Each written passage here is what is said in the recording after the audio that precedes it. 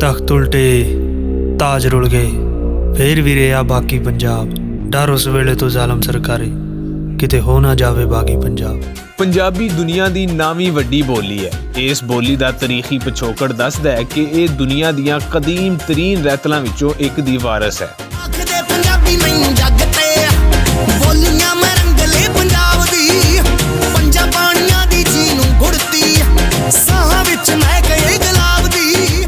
सदियां पुरानी ये बोली अपने अदबी मंजरनामे पारों भी पछाणी जाती है। खास तौर पर पंजाबी शायरी नूं जेकर आलमी तनकीद के पैमाने उत्ते परखीए तो यह उच्ची पद्धर के खाने विच मन्नी जाएगी। मस्जिद मेरी तू क्यों टावे मैं क्यों तोड़ा मंदिर नूं आजा दोवें बह के पड़िए एक दूजे दे अंदर नूं।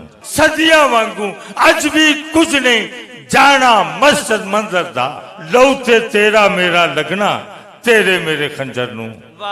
पंजाबी बोली ने बाहरों आए हमलावरां दा मुकाबला भी चंगी तरह किया है। यूनानियां, मंगोलां, मुगलां, पठानां ते अंग्रेज़ां सने कई हमलावरां इनू मकाउण दी कोशिश की पर यह अज भी अपना वजूद पूरी तरह कायम रखती है। केड़ा केड़ा दुख दसा मैं पंजाब दा फुल मुरझाया पिया है गुलाब दा सुक गईयां जड़ा मुरझाइयां टाणियां छेती कीते मैथों दसियां नहीं जानियां। पंजाबी बोली की बका ते सलामती लई जरूरी है कि इस बोली नूं स्कूलों कालजां दा हिस्सा बनाउण दे नाल नाल रोजगार नाल भी जोड़िया जाए तां जे हज़ारां वरे पुरानी रहतल दी बोली इस खिते दे वसनीकां नाल जुड़ी रवे।